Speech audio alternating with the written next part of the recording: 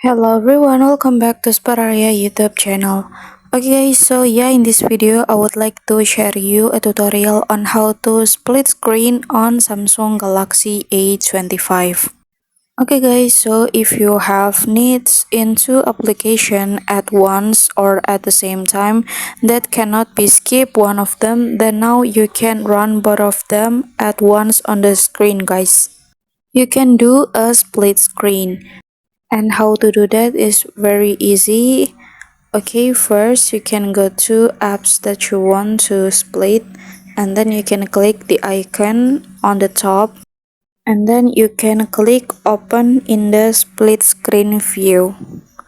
So after that you can choose one application anymore that you want to split the screen like this.